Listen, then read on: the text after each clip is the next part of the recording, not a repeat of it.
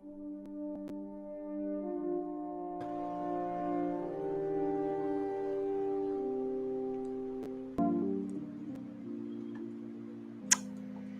it do, everybody, and welcome back to the Film Cave, episode 85. There it is, my boy. Perfect. Sorry, I'm getting old, so it's hard to keep track of these shits. But welcome to the Film Cave. It's your boy Knight. What's everybody? Logan here. This is gonna be. I feel like this episode is gonna be what a lot of episodes are gonna be like for the next few weeks. I mean, I don't know, but we've got stuff to talk about, things that I'm happy about. So let's get it going, man. Absolutely. So we want to thank you guys so much for watching here live. We thank y'all the real ones. Or if you watch this on playback, you're still a real one. We still appreciate you and we still love you. No harm, no foul. But if you like what you see here, you love the show, you love the interaction, you love the community, all that good stuff, the easiest way that you can show that love is hit that thumbs up, because it really helps the show reach a lot more people. Hit the notification because you want to be notified when episodes drop. Duh. But most importantly, and it's cheap, hit the subscribe button. It's very cheap. Right there at the bottom. You know where it's at. Just hit it. Touch it. Feel it. Caress it. Ever so gently. All right. So, first beat Big Head Devin. Yeah, that's funny. Yes, I know Garrison's got the notifications on because he actually did just jump on here real quick. So, what it do, man? Love to see. Be like Garrison, people. That's right. Be like Garrison. All right, y'all. So we have a good little show tonight. We're talking about, we got She-Hulk and House of the Dragon. We got some DC news and some other little feathery stuff we'll sprinkle into out there in the world. Nothing crazy, right? Feathery. So we shall see. Good sir, are you ready? Let's do it. All right. So for those of you, and you already know how this shit gon' go. For those of you who do not know, me and Logan are a couple of what? Fucking nerds. Fucking nerds, man. Which means we talk about film any and all goddamn day. But we love it. But, sometimes there's other things we want to talk about that just so happen to stretch outside of the world of film. But sometimes, most times, damn near all the fucking time, the world of film still finds a way to rear her beautiful head into the conversation because why? She's a jealous ass bitch. Because she's a jealous ass bitch. That is it. She hasn't been so nice with us this week, so she's getting the heat. That's yes, right. She is. All right. So, where the fuck am I at? What did I say? Oh yeah, jealous ass bitch. So we call this particular segment in which we shit on this female in film, not female in general. So come on my comment sections, all right? Anywho, it's out there in the world. Hey. Oh. Yeah. In the world. Hey. We got a clap. I think that's the first time in 85 episode we've ever got a clap. It is the first time in John 85 got episodes. the clap. It caught up. Finally got it. Unbelievable, man. Finally got the clap. Congrats. A lot later than I thought it would happen, but yeah. Hey. All right. There's a particular fashion in which we go about the clap. Good sir. Do you want to tell the people which fashion that would be? I think that's usually, I was going to say that's usually from behind. And I mean, that would be traditionary fashion, which would usually be missionary, but this is not. Nope, we did some freaky shit today. That's right. It was a lot. Yes. And in said tradition, sir, please lead the way. So I actually do have something somewhat big that's happened in my life, and I've had to keep it quiet because I didn't know if it was going to go through or not. But basically, no. Oh. Definitely not yet. I'm going to keep saying that until it happens. Yeah, that's right. But, my plan originally, which when I came and saw you, my plan was we were going to build a house. Mm-hmm. And basically that has fallen through. It was just way too expensive to build. Okay. But we had this money that that because we had sold our rental property back in May, we had this money, and I needed to put my money somewhere else, real estate wise, because you can't just let a ton of money sit in the bank or it'll lose its worth because the economy's shit. So basically, growing up here in Central Texas, the place that poor people go for the most part for vacation is Galveston, which is the closest beach there is. If you're in Texas, like Central Texas area, you could go to Corpus, you could go down to Padre. All these names. You've heard of South Padre. Have I? You've never, like, that's like spring break central. Is like, oh, we're going to South Padre Island. Anyway. No, I've never been to spring break. Oh yeah, there you go. Yeah. But yeah, so anyway, we bought a beach house. Oh shit. In Galveston. We're gonna make it an Airbnb. We're gonna do that whole thing. And it was super fucking crazy because basically I had the idea. No, it legitimately is toilet bowl of the ocean. Like, it's in like the island's a cove to where the sand gets like built up, and so it's like the water's like brown unless you go out. Lovely. But it's just sand. It's not like it's dirty. It's just sand. But yeah, so we literally had the idea, or like I had the idea. I was like, we can't build. What's the next thing we gotta do? Like, let's go Airbnb or something. And I had that idea, and in less than a month, we closed on the house, and we closed on it on Friday. So like, we have a house. It's coming along. We have most of the furniture in. Basically, Can you like, hear me? Anything? Yeah, you're good. You're kind of jumpy, but you're all right. Can you hear me? Doesn't look like it. Nope, he's frozen as shit. Oh, I saw your eyes move for a second.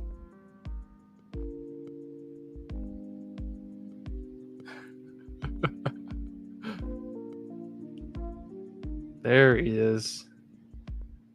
There's the boy, Kenya. Oh, you're back? Oh, back? Okay, yeah. So my Wi-Fi has been acting really fucking dodgy. Oh, that's ass, man. So hopefully we can make it through this show. I believe because I don't know what's going on. It's barely working on my fucking phone, like the Wi-Fi. So I'm like, what is happening? Yeah. So we'll see. Fingers crossed. But I heard most of it. Congratulations. Yeah. Thank you, sir. Yes. There's no fucking kids trying to fucking camp in this shit or anything, right? So no. As of right now, no, we're good. We which that's the thing is, for all I know, because like, so we were there this past weekend, and just so happens, we buy it the weekend before Labor Day weekend. So we're gonna go down there this weekend, stay for the whole weekend. Oh, Labor Day is this fucking this Labor Day weekend is this weekend. Yeah. Jesus. So if you worked Friday, you don't work this upcoming Friday. You shouldn't, hopefully. This upcoming Friday?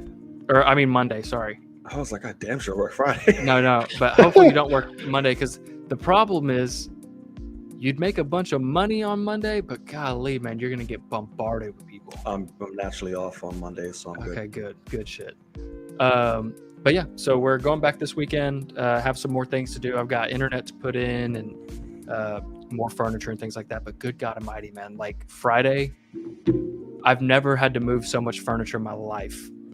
Like, yeah, sounds like it.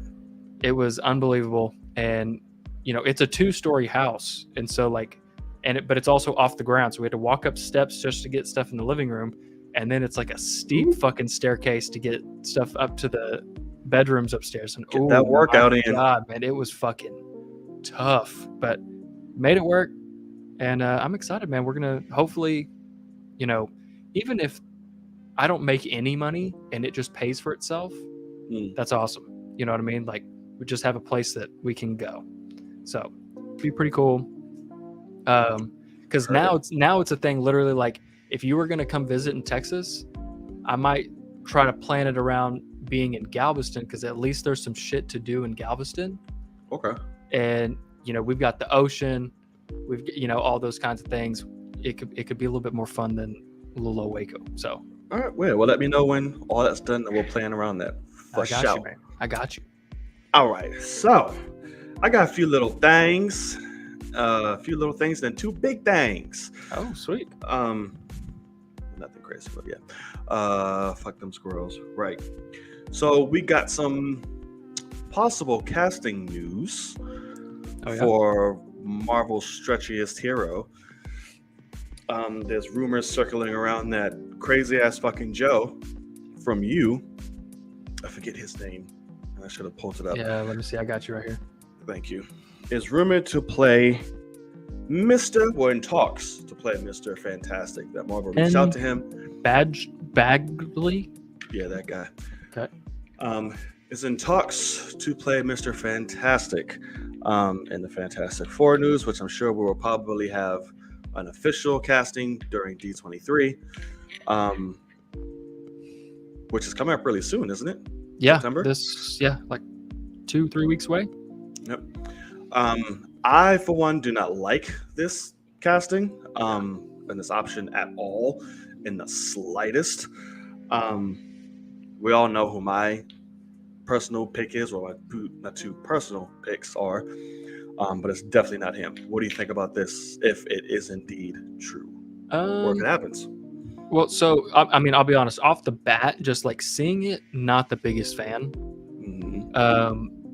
Also, hearing in those same rumors that this is going to be a very comedic type of portrayal, I'm like, God damn it, man! I didn't see that. Like, do we have to? Yeah, stupid. Keep doing this. Yeah, we got a director for it. That's the thing is, so they took the WandaVision director, which WandaVision was great, right? For it. But it's still that thing. It's like, okay, I wish that they would have a director that's been locked in, been signed on for a long time, and like this is a passion project. And instead, this is just like, hey, we have a script, we have a tone, you can pull this off, so we got you. Right. And that's really how I see it. So, what isn't comedic in the MCU? Which is my fucking point. You face palming bitch. I mean, like, what? That's the whole point. Let's fucking Christ. Let's not keep doing this shit. What you call him? Face palming bitch, because he put a little face palm emoji. But legitimately, like, people are not enjoying these movies like they used to, and it seems like Marvel is just doubling down on that tone. And it's strange to me. Like, I really think, like, it's kind of a thing where with The Rock in DC, he's just like, The Rock is like, oh no, we're the dark stuff over here. And then Marvel's like, yeah, you know what? We kind of like that. We'll be the light stuff and y'all be the dark stuff. It's like, no, fucking dominate if you can dominate. Because DC's going to fall apart before they build back up. I mean, that's just the way it's going to be, and we'll talk about it later. Yeah, it's just but when it comes to this casting, off the bat, not a big fan of that guy. Especially as, I mean, he's just not Mr. Fantastic. Get all the little girls into Marvel. I guess. I mean, because he's creepy. Like, I don't know. But it does hurt my chances for Doom with my boy Killian. Oh, yeah. Just age-wise. Yeah. But at the end of the day... Those two can't fucking... powerhouse against, like, heartthrob. Yeah, I mean, like, it just doesn't work. So, yeah, you're not a fan either, I know. So, at least I'm not alone. Definitely not. Okay, what else you got? I'm good. You keep going. Cool. So I'll just take the reins then. So we got an kind of official synopsis of what exactly this unnecessary ass sequel is going to be, and that's Godzilla vs. Kong. Oh, jeez. Yeah. So apparently, and we thought, I know there's early reports about that, saying, hey, it's going to go back to like ancestry type shit. That's how they can fight or whatever. So, colossal undiscovered threat hidden within the world that Godzilla and Kong have to team up against. And half the people that are in Godzilla vs. Kong in the first one are going to be in this one. So there's absolutely no way it's going back to fucking ancient times unless they're literally jumping back and forth between times, Right. which would be annoying. Because Brian Tyree's back, Millie, all of them are coming back. Which obviously means it's not going to be that. Like I said, unless they jump back and forth, which is stupid. What are you thinking? I know you're excited. I mean, yeah, no, that makes no sense. I mean, it sounds quite obvious that they're like, we're greenlighting a sequel before we have any idea what the fuck what we're doing next. You know, like, let's just go ahead and green like that, get all the cast back, and, you know, do that. So I don't know. And based on what Kenya said, hopefully fucking it was between Paramount and Sony about them shopping the studio. It better be Paramount.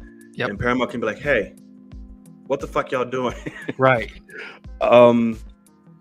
This what y'all want to do? No. If you must, let's show you how to fucking do it or something. Somebody needs to take control and write a better script and story, because it's like, listen, they fought, they had the respects, they went their separate ways, so now Threat's gonna come back. We're like, yo, you feel that? Yeah, I feel that too. Let's whoop its ass. Okay, sure. I don't know. I mean, because also change the name. Right. Like, there's no verses on anything. You're really gonna have them fight really quick again?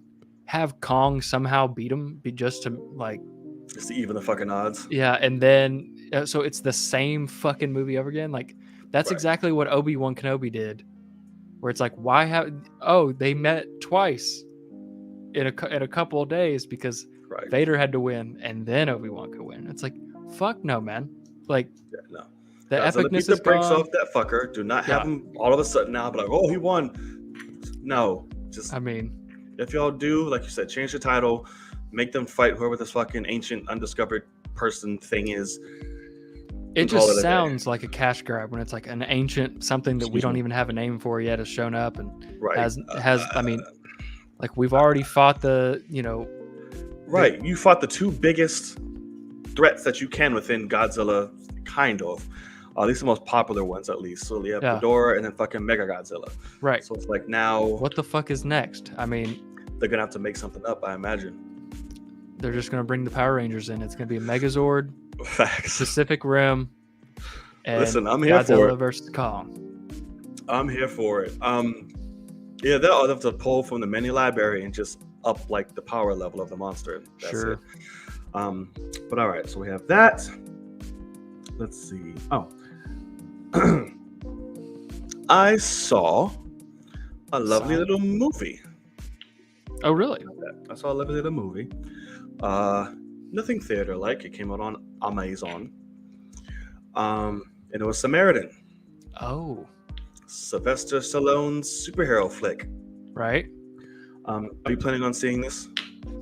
No. I was. No, I'm not. Are you sure? I mean, you don't need to spoil it. Okay. But let's see. Overall, I liked it. It was fun. Is it a great movie? No, by any means. Sly is Sly. He's just doing his thing. For those of you who don't know, Samaritan is based on a superhero who went missing years ago. And of course, he's Sylvester Stallone. He's doing his own thing. He's old, gritty. I don't care anymore. The city's going to shit because, you know, this new fucking gang dude wants to, you know, take over and bring back the way it used to be. And this little kid who is a huge fan of Samaritan bumps across him and figures out it's him. And it's the tag-along movie from there. Right. So like I said, fun. It's a fun action thing. Sly is just there. I don't think he's phoning it in, but there's one thing. It's Sylvester Stallone. He's in his fucking 70s. Yeah. Some stuff he does in the close-ups, like grabbing somebody. He does like he pimp slaps a lot of people in this. So he does little fucking backhands. Backhands him? Okay. Yeah. So I'm like, okay, like, what's wrong with your hands, homie? But yeah. So when it's like fast action shots, when they're doing wide, the stuntman has like this weird big ass like Sylvester stunt mask on, and it's so no. creepy.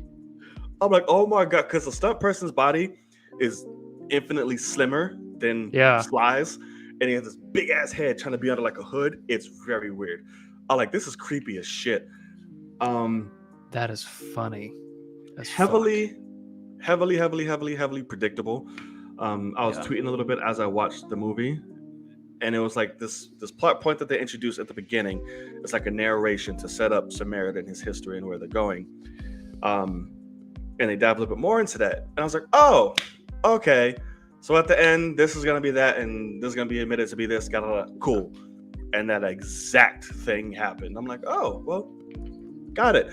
But cool action. It was fun to see him throw people 50 billion feet. What about chemistry between him and the kid?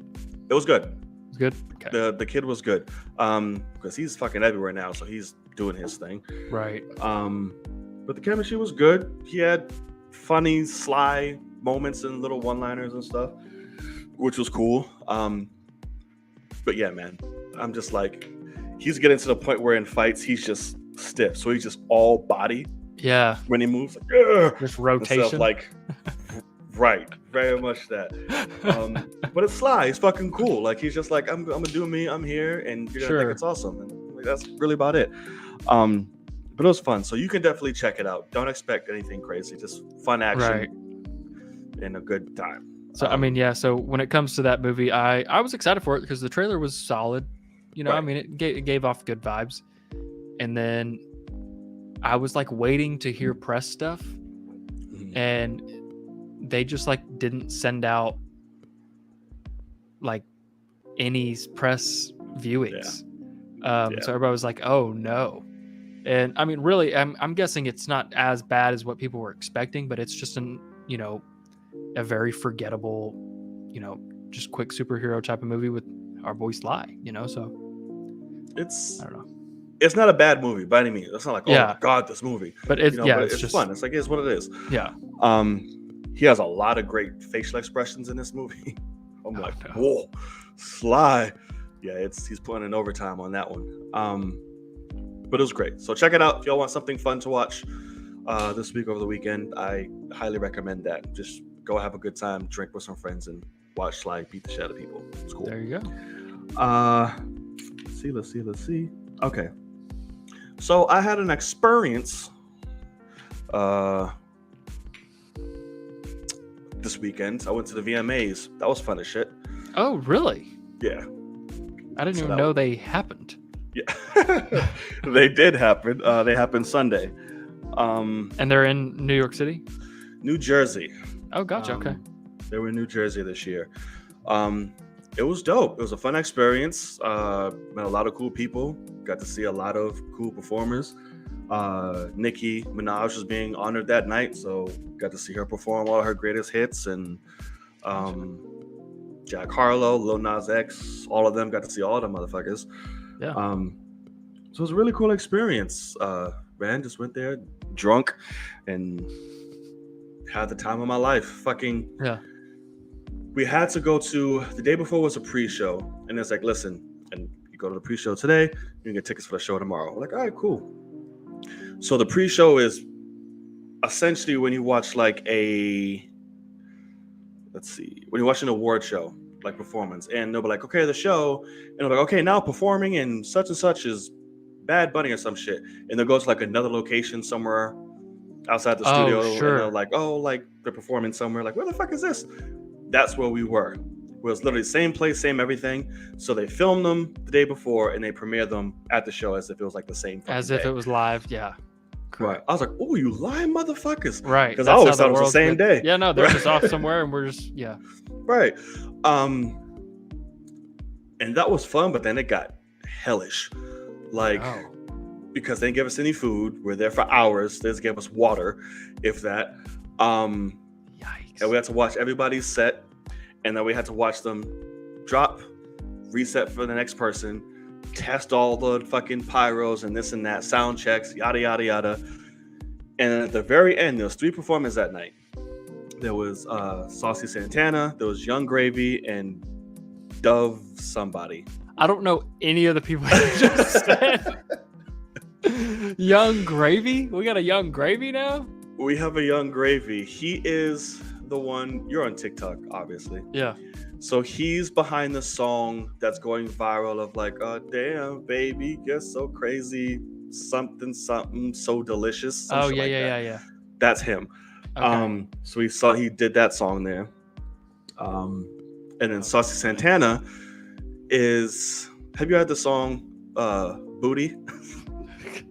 Oh yeah. It's got like booty, booty, booty, booty, booty, booty, booty. You ever heard that shit anywhere in life? I mean, I maybe, but now you just got me thinking of Rockin' Everywhere, Found You Miss New Booty. Right. No, not this is the new age one of that. Oh, fuck that. And song, it like man. samples like Beyonce's hook and all that shit. Like it's God. It's all over. It's like the latest thing nowadays. But he performed that. And then Dove is some Disney chick who was like the thing now. She won brand new artist at VMA, so apparently she's somebody. Oh, okay.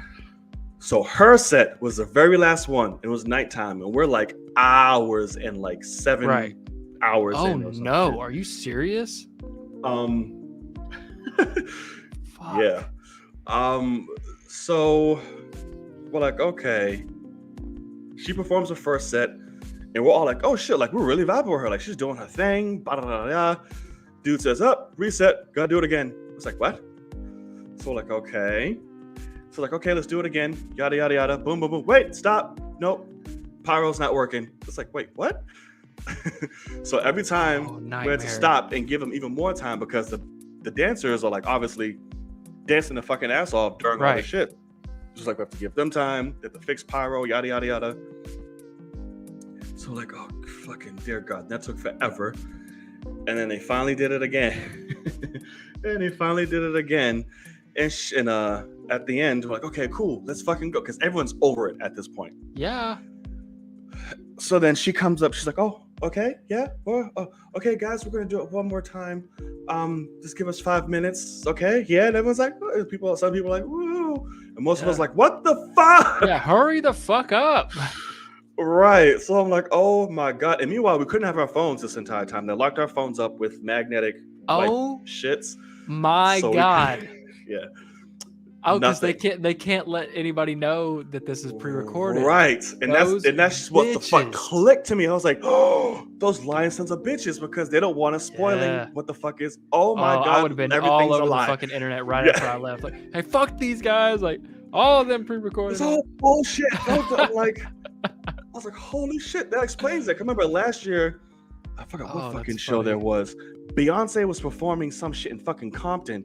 And then 10 minutes later, she was sitting in the fucking audience. I'm like, that's wait, what I was about to say. Yeah. So I was like, all right. And that explains why. Lying motherfuckers. But other than that, the show was dope. Real good time. And I started off, Kenya, you motherfucker, in the Raptors type. And it still was great. I fucking saw everything. Yeah. But as time went on, we was like, let's just move a little more down this way direction. And we just kept moving and taking seats and moving. And we was just right there in the middle of all the shit. Like, yeah, it was fucking great. Sweet. So yeah, man, that was that. So you last the full 7 hours and they hand you a ticket for the VMAs the next day. Is that what you said? Yeah, they emailed it to you. Yeah. Oh, gotcha. So what if you had left halfway through? You don't get shit. Oh. And they don't let you because somebody tried and that was it. Yikes. Right. So I was like, fuck, if somebody tries, like, yeah, we're just going to leave, yada, yada. 2 minutes later, they came right back. Yeah, that's a no. Damn. And then on some bullshit, the people that we were hanging out with, that we met there, was like, oh, it was cool and suffering with. The person I was with took like their Instagram or whatever. And we was in line for the show the next day. I was like, oh, I wonder where they are. Hits them up. And the dude says, yeah, I'm fucking at home. I never got the tickets. I was like, oh, shit. So he endured all that shit, and they didn't send him a goddamn thing. And there's no one you can call. There's nothing. Nothing. Wow. Yeah. Meanwhile, they're just straight up sitting in his spam. Oh, yeah. Yeah, like, there, he got him, and he just didn't check his spam folder. Didn't check the junk folder, and now he's done. That's wild, my boy. Yeah. Thank is God rough. that wasn't you. Oh yeah, You would I'd be like, what hot. the fuck? Still Yeah. to this day, you'd be like screaming. Absolutely. I would have went to MTV. I would have went to fucking Viacom right in Times Square. Like, y'all motherfuckers need to get it together That's because crazy, this is some man. shit. Yes, Because they don't give is. a like. There's no one you can contact and be like, "Hey, man, y'all kind of screwed me over on that." Like, they don't give a fuck. They gave those tickets to thousands of people. Yeah. No. Crazy. But that was that. That was kind of my my weekend, movie watching, Crazy weekend. That's concert awesome. watching. Yeah, man, I can't complain at all. It was a nice little weekend. All right, so I think that's going to do it for Out There in the World, which I didn't even change the undertag to, but Oh, oh well. I'll But y'all take it got the now. gist of it. So, if there's anything you felt like we missed, please, please, please let us know in the comment section or during the live chat, and we'll try our best to get to it and or expand upon it. And yeah, fucking Stallone had tons of injuries. That's why he's like in surgeries and polio. So good times for that one. Have a great day. Great day. All right, so let's get into it. So we're kind of having somewhat of a different trajectory in DC. Dan Lin, a man I did not know until recently, is in talks to take over DC's film and TV projects. So it looks like we're trying to get a Kevin Feige for the DC universe to spearhead what is looking to be whatever the fuck is going to be. We have no idea these days.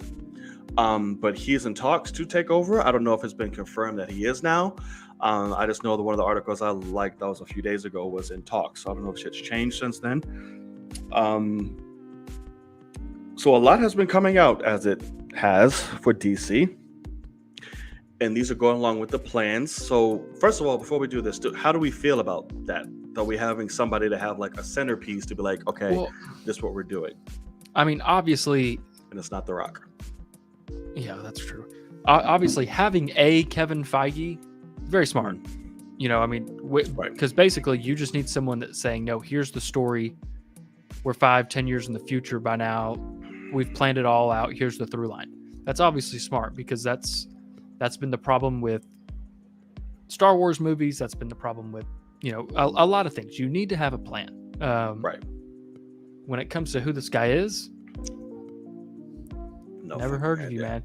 Gotta admit, every picture I see, you look creepy as shit too, my boy. I don't know. But I wouldn't walk up to you on the street. That's all I'm gonna say. Yeah, it's weird. So I don't know what this means for the future. Hopefully more structure, hopefully a laid out fucking plan. Because David Slach is that's just been flapping gums and saying shit that everybody's not really appealing to. But like they're stripping every fucking thing. But to get into that a little further, apparently not everything, because they have been meeting with Ezra quite a bit, and they are seeming to be in the direction of mending the fence.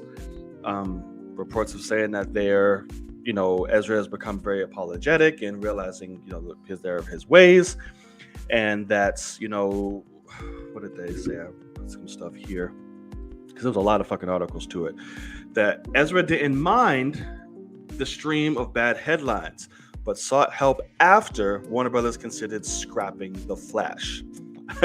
They care about The Flash. It's one of their favorite characters to play. Yeah. So it seemed like when shit got heavy, he was like, oh my God, they might scrap the shit. When WB gave a list of 3 options, it was like, we're either going to do this, or this when it comes to The Flash. Right. And I guess that put a little fire underneath Ezra's ass to be like, if I want to this get might paid, be a problem. Right. Yeah. Right. So apparently they're mending the fence. They're seeing the work that he's putting in to progression and help. And they're willing to work with him. Is what this seems like is going on right now. And of course, that's becoming very divisive amongst people on the internet and, stuff like that. I've seen, stuff of like, hey, how can you do it? Because just by Ezra, I've seen comparisons of Will Smith in this, and how come this and that, and then he does this and with women and yada yada yada. So it's spiraling shit everywhere for people to talk about. Right. What are your thoughts on that before we keep going? I mean, when it comes to Ezra's a fucking clown. I mean, legitimately, we all know he doesn't give a fuck besides just getting paid. And I mean, really, what more than likely somebody came up to him and said is, hey, if you don't clean your act up, you're going to fuck over a ton of people that worked on this movie. Right. You know what I mean? All the people that don't have guaranteed money this or, whatever like that. So I feel like that's honestly where it came from. Because at the end of the day, it doesn't matter how much they mend this relationship.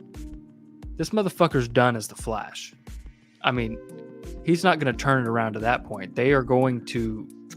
They said that he met with them to talk about potential, about the future of still playing him. We don't know. If this Dan Lin guy has any brain at all, we're fucking done with Ezra Miller. I mean, if Dan Lin has any brain at all, Joker 2 is getting a page 1 rewrite. Right. Like, we got to remember what the fuck is up. Yeah. Because what's the director's name of that? Todd Phillips? Todd Phillips, yeah. Todd Phillips walked in and said, hey, I got a crazy cool idea and I made y'all $1 billion. Right. And they're going, yeah, sure, let's do it. And he's like, it's a musical. And they're like, okay, I guess. Yeah. And yeah, man, it's dumb. I don't know. It's going to be interesting, but just legitimately, if there's any brain at all behind anybody up there, Ezra's done. Just strictly because you can't trust them. It's the same thing with, like, I didn't even know about this, but with fucking Olivia Wilde's movie, Darling, something. It's coming out. No. Yeah, that shit's doing Olivia. What are you doing? Yeah. But I did not know the whole Shia LaBeouf story. Yeah. About that. And he just clapped back too. Yeah, and obviously, I'm not a big fan of Olivia Wilde anymore. But I can't blame her for that decision. It's the same. I mean, we wanted Shia's firing him. Yeah. Well, apparently, she didn't. He quit and he left. That's what he says. Sure. I mean, and now fucking because apparently, and Florence Pugh is in the middle of that shit. Yeah. And Olivia came out fucking talking shit about her while trying to get fucking Shia back. Yeah. It's like, what the fuck is happening? So, but at the end of the day, like, I cannot blame someone for at this moment in time maybe not wanting to go Shia, because he's unpredictable. I mean, you cannot do a long haul, which obviously that's a one-off. But do we remember what the reasoning was for them splitting ways? Like, I mean, ways? Like, what did Shia LaBeouf do? What she said was, in order for Shia to perform he needs direct criticism and aggressiveness, whereas she was trying to be, because there's some interesting things in that movie. Yeah. She's like, I really wanted a lighthearted, safe space, everyone having a fun time, safe space, yes, kind of set. And she was like, I just immediately saw that it was not going to work with them. Okay. So, and I mean, but really, I cannot blame them, because Shia is a little batshit. Yeah, but it's but why'd you cast him? I mean, that's that. Well, because he's a fucking phenomenal actor. Well, no, but you know him, just like I know him. And it's like, you know what the hell's going on. And some people require different. It doesn't mean you're gonna change the mood of the set. Everyone's like, oh my god, dumb down. Like, some people have different methods of fucking acting. Correct. And it's like, if you want to have I want this to be a lighthearted set on such a dark material. Some people really want to okay, I need something to embody in this, but then when I fucking leave this bitch, I'm fine, it's done. But I need to be in the moment to understand. Correct. You knew that about Shia. Correct. We all know that about fucking Shia. That's what I mean. Normal people know this shit. So why did you cast him originally? So, and I just was going to mention that Kenya, he just had an interview with John Bernthal, which part of it, one part pissed me off to know, only because the movie was so goddamn phenomenal, was Honey Boy. His directorial debut about him and his father and all that stuff was bullshit. He's like, just some of the stuff I made to like enhance the story and drive this, that, and all that. I was like, bro, that doesn't take away. It's still a phenomenal fucking movie, but it just sucks to know that it was like, yeah, that stuff really wasn't true. But that sucks. Yeah, it does. So yeah, anyway, sorry, we sidetracked there, but still worth it. But still WB bullshit. So we'll see. Right now, all things point to there's a potential that Ezra can stick around because reports saying that interviews went pretty well. But I mean, not for like, I'm done with Ezra. Like, I'm gonna watch this movie, but I'm done with Ezra. Like, right? Because I've been just begging for a reason to not fuck with him because I have hated him since the jump. I mean, so thank God, like I don't have to like this motherfucker because he's not a likable person. But yeah, I mean, it's just all I'm saying is like this Dan Lin guy who I don't fucking know, and apparently he's produced some good movies, great, but like I don't know him. Right. But like if he has any business mind at all, you have to look at actors on big contracts. That is an investment. And you cannot trust that fucking guy. Period. You just can't do it. I like people say Shia for Red Hood. Love it if it's a one-off because you cannot trust Shia to be down for a franchise. Period. Because he had Transformers. I'm gonna say pulled out 3. Yeah, and he absolutely looks back on that time and he's like, that's some of the worst I've ever been in my headspace. Because everyone fucking hated me because I'm making shit movies for the money. And he would not do that again. Right. But I adore Shia. Like, just like his Hot Ones interview might be the best ever. Obviously, in Fury, he is fucking unbelievably great. That man is rocking that glory tear through the whole fucking movie, and it's amazing. Yeah. Phenomenal. I'm a massive Transformers fan. Like, Transformers 1 was my favorite movie until Avengers came out. So for 5 whole years. Well, the first Transformers is great. Yeah. I mean, and literally, I just saw my sister this weekend, and her and I, because my sister, who's 5 years older than me, was obsessed with it. The first Transformers and the other ones. And she still today, we forget about those. She like remembers the beginning monologue when so it's like before time began. There was the cube, boom, and it pops up, and there was the cube. Yeah, we know not where it comes from. You know, they just I know the whole fucking thing, but I loved that movie, and Shia was great, even though it's cheesy and fucking Michael Bay is an asshole, and you know Megan Fox is just nothing but eye candy. You know, she's supposed to be a teenager, and oh god, it's so weird. Yeah, but other ones didn't get any better, but but yeah, so I love Shia, but at the end of the day, if I was running a business, I'm not going to invest in him. I mean, Disturbia, great movie, legitimately. For the long haul. Yeah. I love Disturbia. Obviously, we have fucking holes. It is, you know, Stanley Yelnats and my boys. Zero. Yeah. Even fucking what was it? Eagle Eye. That was a good movie. Eagle Eye's good, man. Yes. Eagle Eye's good. Fucking what else? So yeah, of course, Honey Boy. You haven't seen that one. I haven't seen that, but it's fucking phenomenal. Did you see the Peanut Butter Falcon? No, I did not see that. Oh, so fucking but I know that's good, another one that was like. I saw that in theaters. Yes, that's a good analogy, Kenya, and very accurate. The Shia scream. We haven't had that in a while though. Last few movies. Yeah, Optimus. Like Jesus. Like, shut the fuck up, Sam. I'm right here. It's like Jesus. Quit being a bitch, Sam. Right. God damn. God damn it, I'm dying. Shut the fuck up. Oh man. Oh shit, that's funny. Shit, he was an iRobot and Constantine. Oh yeah. iRobot. God, he was annoying in iRobot though. to He was supposed to be. Hey, quit cussing.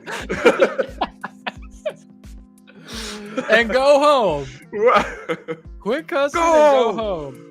It's like, yeah. I got you. Right. And yeah, Constantine. Fuck. What else? Was Indiana that it? Jones. Let's not. Let's just leave. I never even saw it. I just know. Let's just leave that one out. We don't talk about that. Let's see. Maybe I'm missing something. I can Google him real quick. Yeah, 'cause I'm trying to think what else he was in. Above Because he has some gold mines, man. Oh no, he is absolutely phenomenal. Tax Yeah. collector, not so much. Did watch that one. Yeah. That's the one he got the full. Oof. That was another David Ayer urban ass white boy movie. What about Lawless? You ever see Lawless? Fucking great. Yes, Really? thank you. Lawless is really Never him seen and it. Tom Hardy and fucking Gary Oldman. Oh my god. So good. Those two are good together.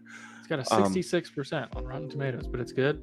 Oh yeah, yeah. They act their Yeah. ass off. That's mainly why I was like, yes, it's here.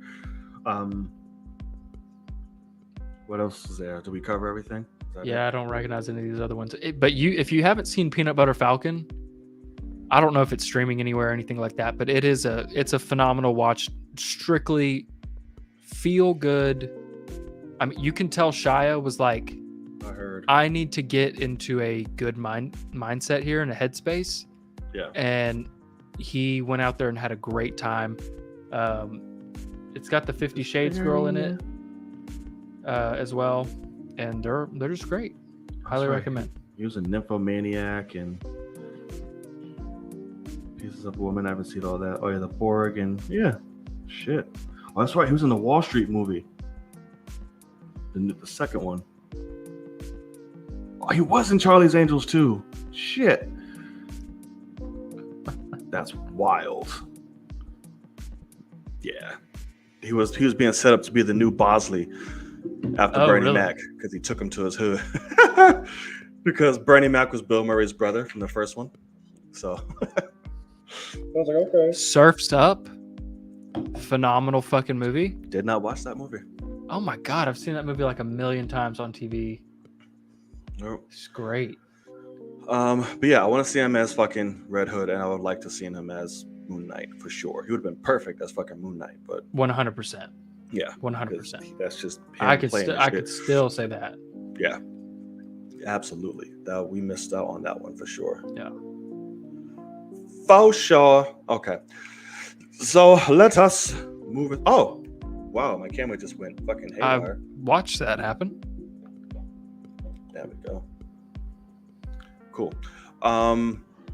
Yeah, so continuing on with DC, we have that. They have talking about bringing Ezra back and continuing, but they just came out with a lovely little tidbit that has everybody scratching their noggins about the good old Snyder Cut. As of recent, WB just said, hey, we kind of regret putting that shit out or that happened because it just divided all of us when it came to audiences and WB and all of that. And it frustrates me greatly that they said that. Because I'm somebody who was never like, oh, release the fucking Snyder Cut. It's like, Right. It fucking happens, doesn't. When I saw it, thoroughly enjoyed it. A lot of people said, oh, it was cool, it's fun, yeah. Not masterpiece material, but it's like it was its own self-contained like epic, but it's not like a fucking Oscar. Right. So no matter what people say, the shit had success. Sure. And this what pisses me off about DC, because it's like, so this is your own fucking fault. How are you blaming or mad at other people for calling your shit out? Yeah. It should have never been scrapped in the first fucking place. Just fucking take it, go, do your thing, and that's it. You would have found success regardless how you felt. Yeah. So it's like you scrap the project in very high-key, shitty fashion, and then you badmouth the shit for however fucking long it was. Then another outside company decided to be like, hey, this has potential. Let's give the people what they want. And now that you see the success that it had, you feel some type of way that people are calling you stupid. It's like, how can you be mad at anybody else in this situation when you only have yourself to blame? And I hope this is one of those situations that was like, hey, Snyder's sitting there laughing like, yeah, y'all are fucking idiots, yada yada. I hope he says some shit, but I'm just like, it's dumb. And like, I'm not like a pro Snyder, this, that, and the third, but we all know the fucked up story. We all know what happens, and we know what's going on. And now WB is trying to play the fucking victim card. It's like, man, it's just a vital. We should never did it. We regret putting it out. You shouldn't have done anything with it wrongly to begin with, especially how you handled it. So yeah, what is your notes on all of this? Yeah, I mean, to be honest, like the way I read the quote originally was not even like you're explaining, because they should regret putting it out. You know, after all the things that they did, putting the Snyder Cut out and just realizing like, oh no, we imploded the movie, but wouldn't push the release date back, forced a director to come in, all these horrible things in terms of rules for him, and then we let him abuse the cast. It's like, we fucked up at every turn, and then we proved everyone that we were wrong in the first place by putting this shit out, and we lost so much goddamn money doing it. And so it's like, of course they regret it. Which you should have just fucking released it normally, and you would have got fucking money. And well, I mean, to be honest, I'm good. I don't, I'm glad that they got rid of Snyder, but like what Kenya said, I mean, the story is horrible, but the movie's not bad. I'm like, that's not the point though. Of right. Like what they should have just let him come in, have a somewhat, because that's the whole thing is people are watching the Snyder Cut and they're like, holy shit, this is leagues better than what we got. And they're correct. But that movie would have got fucking destroyed in terms of reviews, all these things, because, they first of all couldn't have put out that, runtime. So the movie would have been dog shit. And, all these things. So, I mean, it's interesting, but yeah, everyone at WB most definitely regrets putting that out, because not only did it just split people more, but it was a horrible business decision. Like, so yeah, I mean, I completely get that. And that's just, it's one of those things where Warner Brothers as a whole, because like you were saying, HBO Max came in and said, hey, we need some shit to get people to sign up for this because we are fucked. Yeah. Let's do the Snyder Cut. And they are able to go around, DC and just say like, yeah, we have the footage, we're going to do it. And that's a fucking nightmare. So really, you need to go back up to the top and not allow that kind of shit to happen. And because for all we know, HBO Max is about to say, we're going to put out Batgirl. We're going to take that, put it out against DC's wishes. They can, sell that to us for cheap, write that number off like hey, they want to do. You want to shit on their face again? Exactly. Come on, let's do it. And people will support the movie because it finally gets to come out, even though the movie, I would guess, is probably pretty shit. But like, should it not come out? No, it should come out. Right. But it's just interesting. They're trying to hold like a last viewing for it on the studio lot for everybody. Oh, interesting. So at least like the team and shit will get to see it. They can see it. Guess. Yeah. Right. But yeah, I'm, when it comes to them regretting it, it makes total sense, because that was a really dumb fucking decision. I mean, the day that shit got greenlit and all this stuff came out, they are doing the Snyder Cut. I've said that. I was like, oh, they just fucked up, because no one will literally ever trust anyone at WB anymore. I mean, you can't, because the movie, no matter what, is going to be better than what we got in theaters, because you let them have the whole runtime. Like, you can't cut down a guy to 2 hours and then give a guy 4 hours. Like, good fucking luck. Like, people hate on Joss because he's a abuser, and as he, as they should, but like, fucking dickhole. In terms of as a director on Justice League for the story, he did the best he could. And it was not the worst thing that could have happened, because he got a bunch of stipulations and came in there and was like, fuck, okay, I guess we'll reshoot this and we'll do this. And like, I see y'all are going for the dark stuff, but I don't know if that works. So I'm going to reshoot that and make it all light and colory and happy. And like, I can't blame him because he's sitting there going, you gave me so many rules. Let me see if I can make something work because you won't even push the fucking release date for me. And my lead actor has a mustache. Like, it's unreal shit. It really is. So, right. It's like this lead actor has a mustache. The other one gaining some weight now. Like, it's a lot. You don't know what's happening. Right. What's going on? Crazy. So yeah, it's weird. I don't know what the fuck has happened with DC. They just pushed back Shazam and Aquaman, hopefully to get rid of that bitch Amber and cut her out completely. I'd be completely fine with that. I don't know the reasoning for Shazam, but I don't care. Black Adam's still on track. They just had a marketing meeting and viewed the whole film with WB executives and all that shit. And apparently, yay. Sure. Apparently, The Flash has gotten some of the best, like, what is it? Review scores since The Dark Knight or some shit they were saying. Sure. So I'm like, oh, okay. Got it. So I don't know. I don't know what to make of DC. There's no pinpoint right now. That Dan Lin guy has a fucking he's got his work cut out for him. Because also, like, what Kennedy said is true as well. Like, I don't know why this is what's so funny is people are like, oh, Lord Kevin Feige, you know, all that kind of stuff, which yes. Because I also even like that, you know, recent projects now say a Kevin Feige production. I think that's pretty cool. Like, I'm glad he's getting his flowers. Even though the shit that for most of the time that it's on isn't my favorite stuff, but like, he deserves his flowers for what he did originally with the MCU. But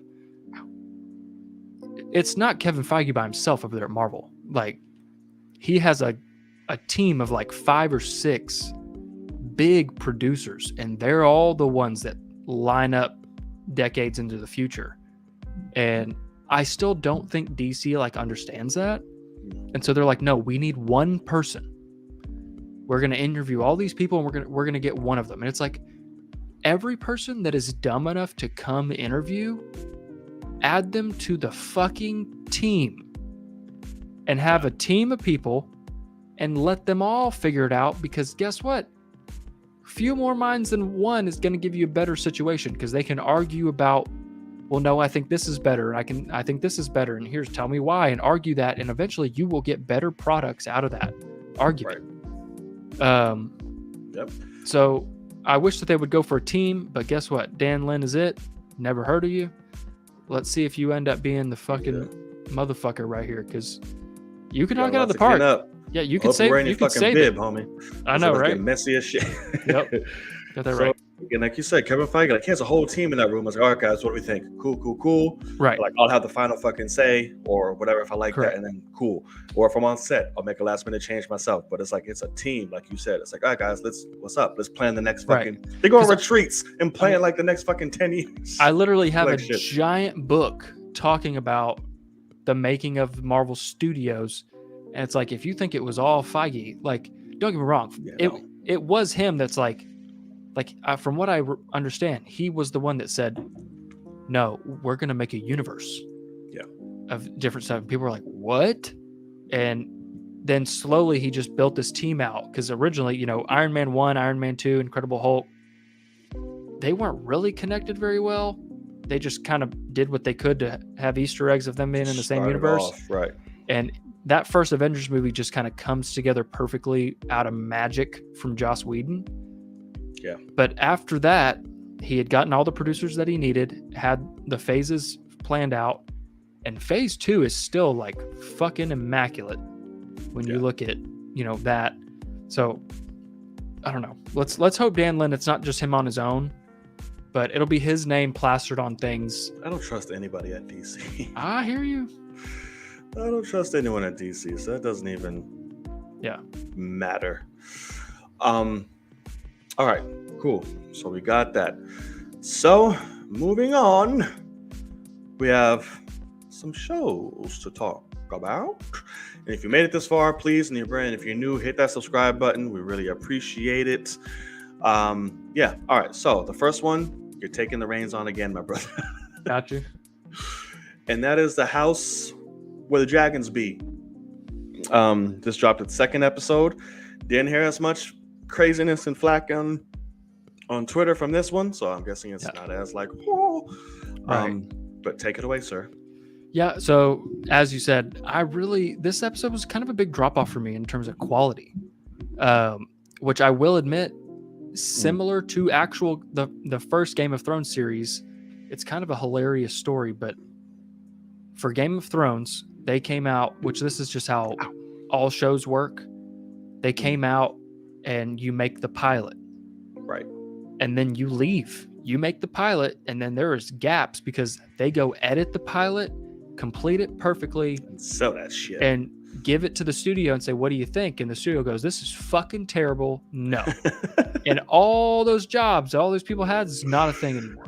Yeah. And for the first Game of Thrones pilot, they shot that whole thing, did that, took it to HBO, and they said, like, the makers said, this is fucking awful.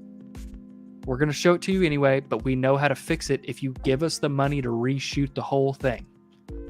And everybody watched it and they said, you're right. This is the worst episode of television we've ever seen in our lives. Oh. And we're going to let you fucking redo it. And they ended up doing the premiere of Game of Thrones, and it was great. Same exact thing happened on House of Dragon. They made the pilot, showed it to people, and they said, this is awful. Here's the notes. You know how to fix it. Reshoot the whole thing. And we're going to give you the money anyway because we're idiots out here. And I mean, really, it's smart business, kind of, because like we know you're going to do it right the first time now. But the problem is, from what I see with the second episode, they didn't do that for the second episode. So this one has some directing issues. The writing is nowhere near as strong.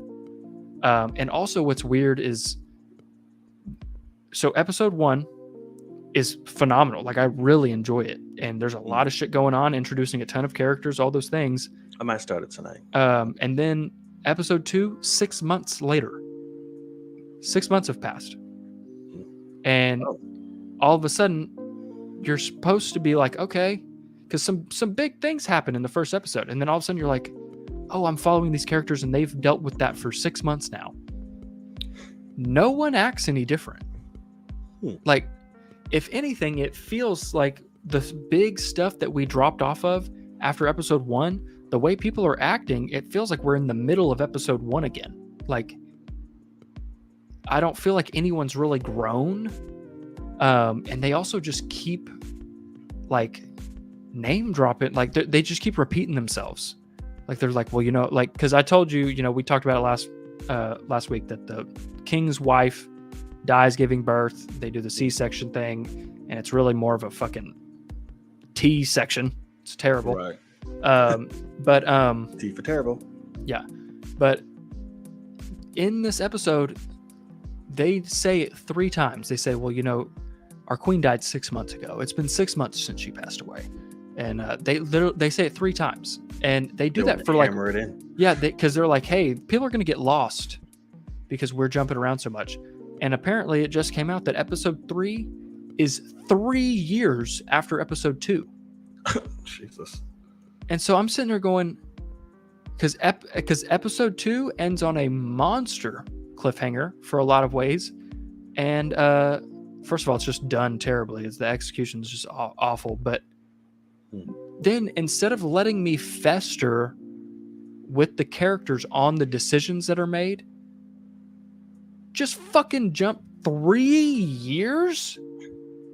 Like, I get no development with these characters. Like, because that's shit everybody loves. Because like I don't want to spoil it for you, but like it's the beginning. So basically, the king has no male heirs. This is episode 1. King has no male heirs, and there's like a court of people. So there's the king, and then he has like 4 people that are allowed to sit at the table with him and talk. Obviously, the king has final decision, but he has a court of people. He has the hand, and he has some other people like master of coin and whatever over here.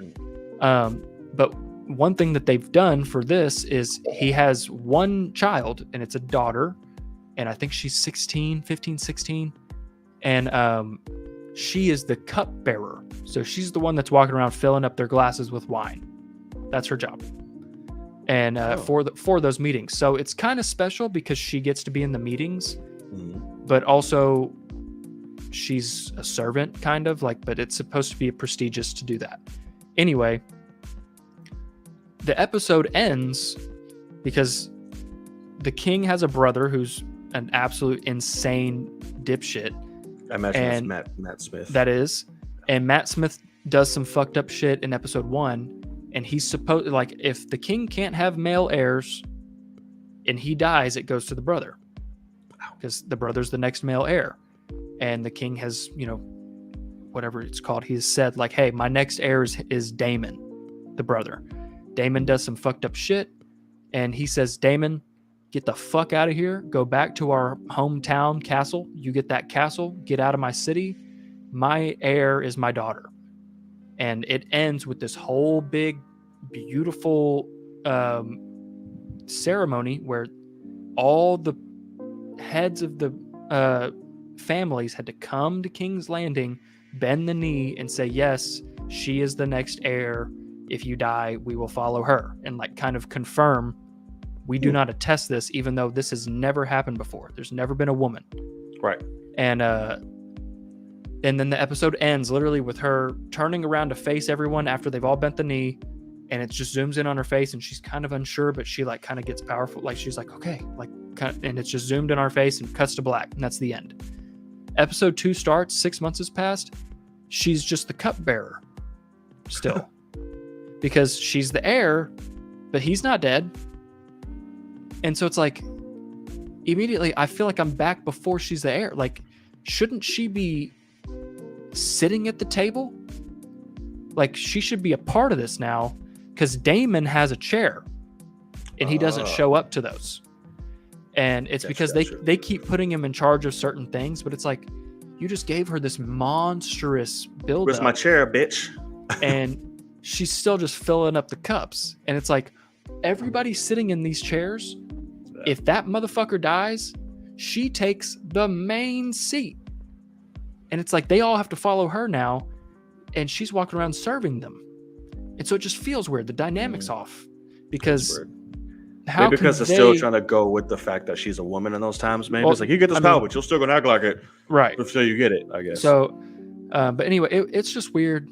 My cousin, who's obsessed, he didn't really feel as bad as I did, but just also directing wise, like, if you are going to watch, I won't spoil it anymore, but there was just, it just wasn't as smart of writing, where basically the king has a conversation with his daughter, and he's like, hey, I have to make this decision for another part of our lives, and I just don't want this to come between us, because this is happening, and you saw me in the precursor of making this decision. You saw me, and I just want you to know that I'm talking to you. I want to have communication for when I make this decision. And she's like, I fully understand. You're the king. You have to do this stuff.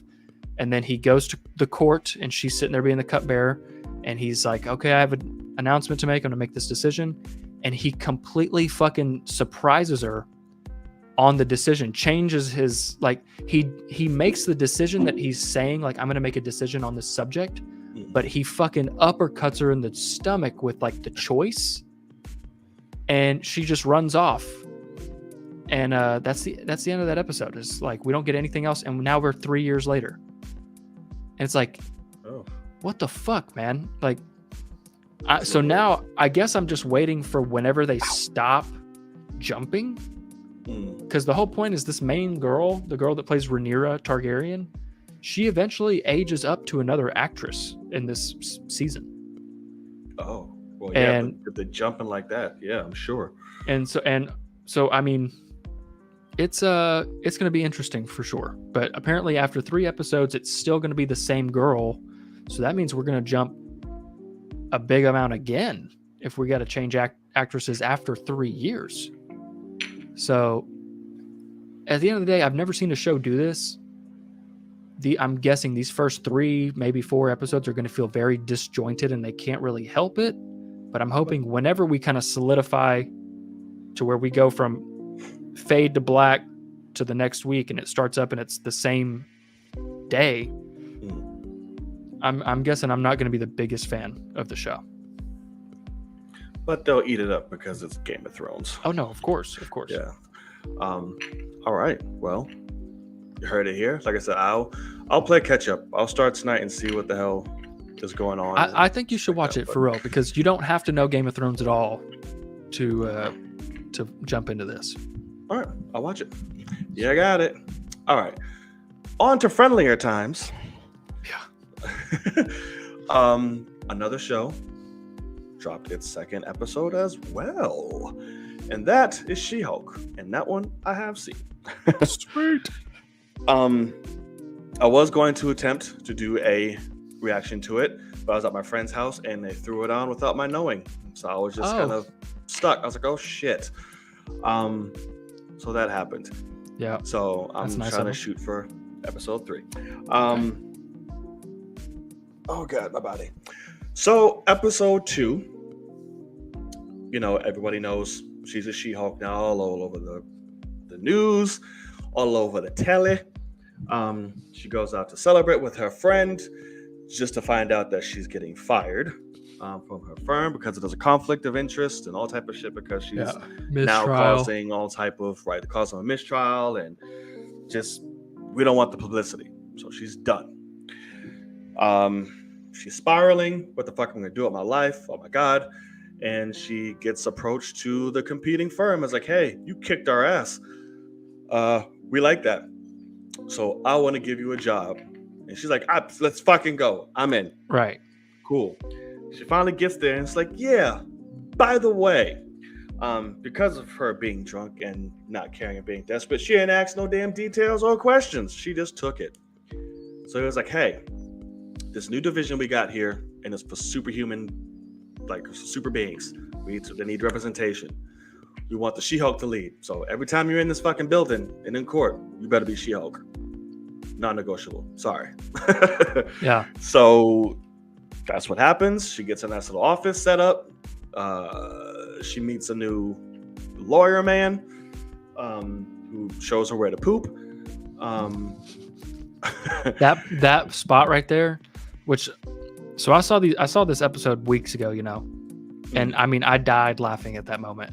But then it was so nice for when I'm watching it live, and her and I still are like, and here's a map to the best bathroom for pooping. It's such a good fucking line. It is a good and line. It's sneaky, just make you bust out laughing. There's no choice. Yeah. But please continue. I love that guy though, that character. He does shit like that often. That's just kind of what his character is. It's just he's a good actor too. Yeah. He's in a lot of gay stuff. So that's why I was like, I guess he's gay in real life. So he does a lot of RuPaul stuff and a lot of gay movies. And gotcha. I was like, oh, cool. So when I saw him, I was like, oh shit, that guy.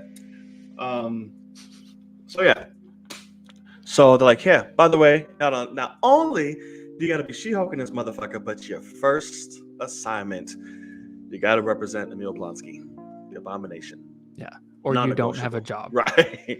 Or crazy. You can take your ass back home. Yeah. And it's like, what the fuck? So she goes and she meets good old Emil, who is not in Abomination form. He's like, yeah, I put it all behind me. I was there, at a tough time. I was under oppression from your government. The shit they shot me up with just kind of ran me haywire. I'm in a whole new leaf, and I'm trying to make amends for those I've hurt, and yada yada yada. And writing haikus. Right. He brings up a lot of good points. It's like, oh shit. That was the thing. What? When he says, no, I was, until they shot me up with the super soldier serum, I was good. Right. I was a decorated soldier, man. Yeah, and when I was watching that live, if you watched my video on Patreon, I was like, holy shit, they just sold me on Abomination getting out of prison. Right. That is an easy case. I mean, it is a game over case. Because it's fantastic. But yeah, continue. Absolutely. So then, of course, this naturally brings up a conflict because her cousin is the Hulk, which he tried to kill. So, with the greatest cell service known to man, calls this motherfucker and basically doesn't give him a chance to interject just in case he doesn't agree. He's like, hey, this and this, and you always say give people second chances, and yada, yada, yada. And they threw in an amazing just joke with fucking Hulk. Cause like, dude, completely different person now. that was back then. I'm a complete different person, literally. Like Yeah. it's all good. He wrote me Oh this man, it's haiku. so Like good. it was Yeah. very nice, man. He's like, I think you should take it. Do it. And then she's like, hey, you coming out? He's like, not anytime soon. Pan out, and this motherfucker's in a fucking Sicarian spaceship going into space, which is gonna set up some Planet Hulk shit that's gonna be in Phase 5. That's all blank. That's what's gonna happen. That's what I'm leaning towards. So she gets off the phone. Like, yes, I can do it. I got a job. Boss says, hey, turn on the fucking TV. Bye. And she turns it on, and it's a newscaster talking about, hey, bud, this fucker Abomination, he escaped. And then they play the clip from Shang-Chi, and she's like, wow, this fucking sucks. And it ends. Yeah. So I, again, love this fucking episode. Excuse me. It really did it for me. She's killing it, of course. The joke's landing, the writing is landing. I like where we're going with the character and the direction that this is steadily going in. Yeah. I love the scene with the family. It's like, yeah, the Hawkeye dude, like, where the fuck does his arrows go? Like, what's happening? Does he go pick those up? Right, like, it's so just unsaid. Like, I love that they're playing on stuff that fans and theories talk about, yada yada yada. And yeah, not a huge episode, but it's just getting us further into her world. Right. I don't know how Titania is going to play into this. Of course, we're going to obviously see soon, I'm sure. No. But Emil, I like the direction they did with him. I really do. Because like you said, it's like, oh shit. This is a case. He has a point. And I thought that was really cool, and like to see where he's going to go with that. And I'm sure, obviously, this is when we get Wong, because like, hey, why the fuck you letting this dude fight in the streets when he's supposed to be in jail? Why are you breaking him out? Which also, the fucking security guards, is he paying them off to like, you didn't see shit? Like, right, no kidding. Or do some type of mind spell. Maybe he did the forget me shit. Yeah. But yeah, what did you think of the episode? Yeah, episode is fantastic. I mean, legitimately, once again, Tatiana Maslany fucking murders. Like, it's so good. The comedy is the comedy is just there. Yeah. The it's awkwardness smart. It works. Just goes right in. The awkwardness of I'm a giant green woman. And it just feeds in. I mean, you know, because she's not the size of the Hulk to where it's a massive problem. She's just a super tall, fine ass woman now. Yes, she is. And she has to keep doing her thing. So yeah, episode is fantastic. Blonsky obviously has a case. I can see why some people are like, why does he have to be he's literally Brad Pitt from Bullet Train. What? You know, just he's like namaste, and he's like, oh, I'm good now, and haikus and like all that, and like that they did go a little far on that, but like it works, it's fine. I didn't mind it. Yeah, I mean it's fine. And some people have drastic changes when they do shit like that. Yeah, you know? Correct. So I mean it worked. Realizing we haven't seen that actor since 2008. I mean, holy shit! In a movie, man. He's had shows before then. No, that lie to me shit. No, I'm saying for Emil Blonsky, like, gotcha. He's been in prison for 14 years. Yeah. So yeah, he's gonna be a different guy. Yeah. I mean, legitimate. So, yeah. I mean, at the end of the day, it works. I loved the just surprise. You know, we're doing World War Hulk shit. Oh, it's definitely happening. There's no probably. Which is awesome with that. I'm interested to find out, is it going to be a movie? There you go, Kenya. Or a Disney Plus show? No, movie. You have to do a movie. Do you though? Because I mean, I don't know. That's the thing. That I don't know if they have movie rights. They will by the time. Okay. Next one, because it goes back to them.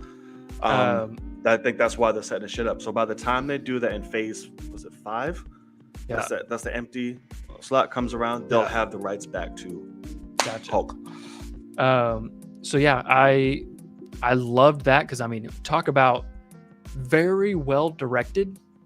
to where you don't know until they want you to know. And it's pretty well done. It was.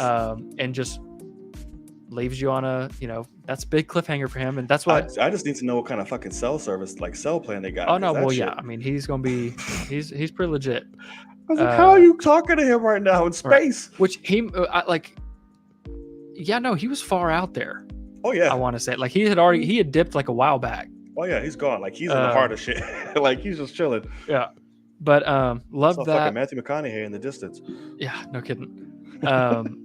Only thing is, there is a pretty big plot hole in the timeline of things.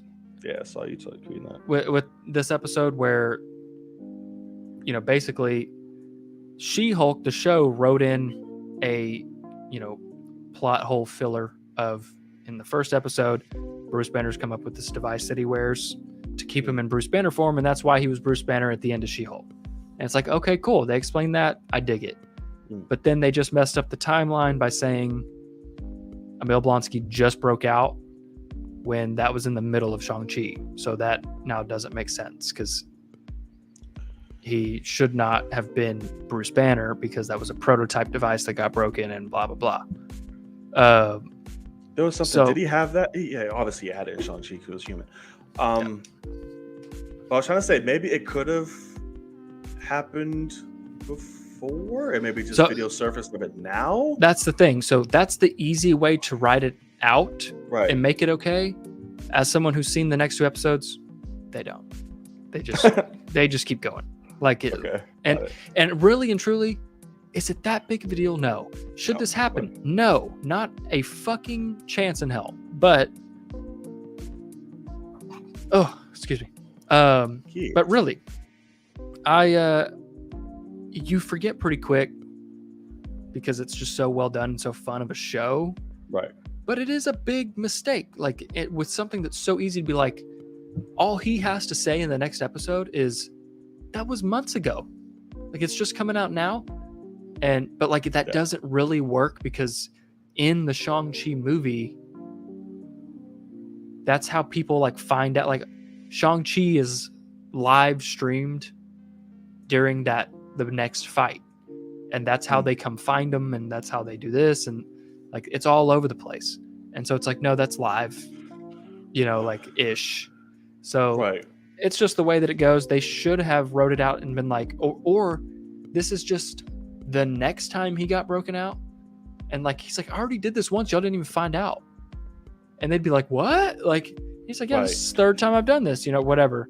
So. Cause I'm trying to think, I don't know. Cause we don't know how long ago that post-credit scene is. In Shang-Chi. To where it could be a sense of hey, before I even met up with Jen, this is what happened before I just happened to be talking to these motherfuckers and then yada, yada, yada. I don't know. Like I said, it's just me trying to write the situation where it makes sense, that they could easily do. But like you said, that should have been something where they could have easily been yeah, that was fucking just yada, yada, yada. Add a quick line in here real quick to where that makes sense. Right. No, I definitely agree. Yeah, I'm very excited for it. Like I said, I love this episode. I keep wanting to say the shit's tonight, but it's not. Yep. Oh, excuse me. Wow, that's gross. So yeah, I'm very curious. I still want them shits to fucking be longer. This shit felt like it flew. Oh my god, this it fucking really episode. Does. I'm what the fuck? Big time. So because I want to say this episode was straight up 30 minutes or something like that, whereas the last one was 35. But that shit was pew. But yeah, what the fuck? But that tells you how good of a show it is, how much you're enjoying it whenever it flies by like that. So, but there was. Did you catch the articles? The little article Easter eggs? Yep. In her laptop? With the boy... glorious. With the boy Wolverine? Absolutely. And the fucking Celestial, finally. Someone brought that shit up. Yeah. That's funny. Those are the two headlines. So it's man gets in a bar fight with claws. And the second one is we talk about the giant thing in the middle of the ocean, the giant man in the middle of whatever, frozen man and shit. I'm wow, they brought up the Celestial. Okay, Here we go. Nice. So I really like that. It was on top sporting new Iron Man shoes because apparently he has a new shoe collection, which was funny. I'm all right. Yeah. But the Wolverine thing definitely was oh my god. Pretty So I'm dope. excited to see that. Absolutely. All right. So that is going to do it. I don't even think we need to have like an after I know, yeah, comment thing nobody's here. fucking talking. Nobody's in there, so it's all right. So we want to thank everybody who showed up for joining us in this latest episode of The Film Cave. Excuse me, why am I gassy all of a sudden? Be sure to follow us the same time, to join us the same time here next week, Tuesday, 9 p.m. Eastern Standard Time. Sir Logan, Yes, sir. please tell the people where they can find you and what you got going on. You can find me right here, Logan_Swish on the Twitters, Logan Swish, YouTube, and the Patreon, where you can find a bunch of full reactions to Disney Plus shows, things like that. I might try to knock out a review, like a quick review tomorrow night, because I am getting to see the first 2 episodes of Rings of Power, which I know you don't give a fuck about. But I'm excited to see them in a theater. I think it'll be cool. But if I love it, maybe I'll run over here. I'll run home late at night and make a review, but we'll find out. I'll probably be pretty tired. But yeah, also follow John in the description. Same. Does anything... Oh, we just did this. I had a slow moment. Nothing comes out this weekend, right? No, I don't think so. Movie-wise? Which doesn't make sense for Labor Day. But All right, just bring back Top Gun in theaters. Put it back 100%. Let me see here though. If I go to the theaters, like, are they playing Jaws in IMAX or something? Is this that week that they're doing that shit? Oh, I saw something like that. I'm not sure, but I'd be down to see it if it was. Shit. Oh, Spider-Man. Oh yeah, the fun stuff. Yeah. All right, might do and then that. Jaws is out. I might do that. I might knock out both. Yeah, I'm not seeing Spider-Man. Fuck that shit. I want to see them bad boys. All right. So you can find me on all forms of social media right up top there. Be sure to hit them follows and them likes. Really appreciate it. Them likes. And be sure to hit the thumbs up on this video, as well as the notification bell to be reminded when all videos drop. And of course, hit that subscribe button. That's the most important thing, and it's free. So we thank you so much. We appreciate the love. And it is your boy Nod. And I'm Logan. And as always, we'll see God. you in the cave. Peace. See ya. Best bathroom for pooping.